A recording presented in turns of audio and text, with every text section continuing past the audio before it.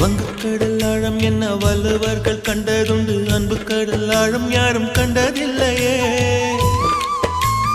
என்னுடைய நாயகனே ஊர்வணங்கும் நல்லவனே, உன்னுடைய அன்பு கந்த வானம் இல்லையே. எனக்கென வந்த தேவதையே சரி பாதி நீ அல்லவா.